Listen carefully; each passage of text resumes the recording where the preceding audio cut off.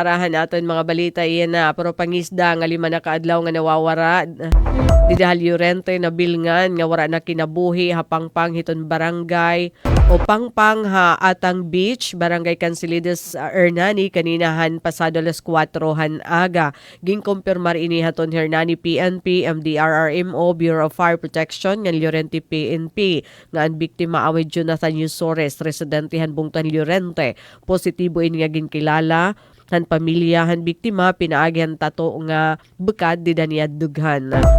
Kung may nonumduman pinailawod hi Yusores kaupo daniya kasi puro pangisda nga ayan alistre di daton January 2 kundi nalunod anira pamboat han Enero 4 katapos sa bungkagen hindag ko nga balod aton ini darhaton maraot nga panahon. Swerte naman nga nakatalwa si Alistre ang nasabi nga insidente.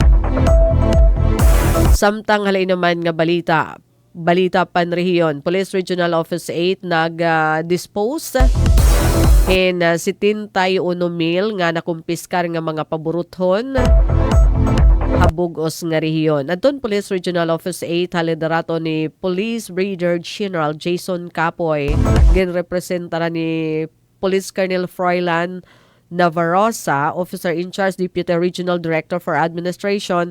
Aton ceremonial destruction haton man nakumpiskar nga mga paburuthon pyrotechnics han Pro 8 para tun ira kanan ligtas pang Paskuhan campaign.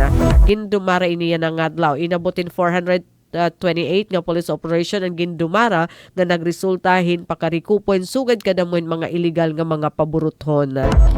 Nagresulta naman in paka-arresting 41 nga mga violator ngan paka-confiscated 71,377 nga mga igindidiri nga mga firecracker. Didahin ni pero ba nakumpiskar ha Leyte Police Provincial Office 16,500 ha Ormoc 16,500 gihapon, 13,000 naman ha Samar PPO, 10,000 plus sa Northern Samar, at Tacloban 8,900.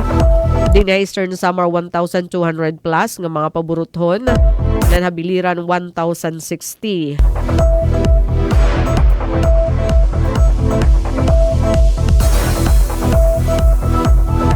Ngan samtang habalita nasyonal, pamati kita nga tanan, super flu o ini nga trangkaso, super flu cases ha United Kingdom nga ni Estados Unidos nahipatik na din ha Pilipinas. 17 aton nahipatik nga kaso hini pero recovered na sa ring aton Department of Health. Nakadetect na o na-detect na, nahibaruan na nga may ada na din ha Pilipinas. Hini nga nagsasara nga super flu cases ha United Kingdom nga ni Estados Unidos. Sugad man na sa ring aton Department of Health naka-recover na o nahuwasan na aton 17 hini nga kaso nga nahipatik din yan nasod partikular na Metro Manila. Ha press briefing nga Malacanang ginsabi ni DOH Secretary Ted Herbosa nga diri kuno ini alarming nga dapat diri kuno ini magresultahin pagkabaraka hiton publiko pero may ada bag-o nga variant iton super flu.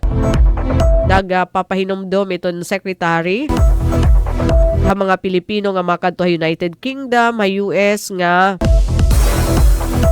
magtagam hito nagsasara nga super flu didto mas maupay kon magpabakuna nala aton mga tika to Northern Hemisphere in flu vaccine.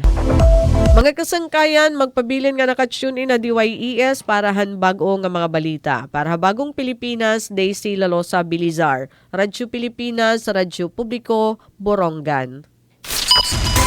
Mula sa pinakamalawak na newsroom sa buong Pilipinas, ito ang Radyo Pilipinas News Update.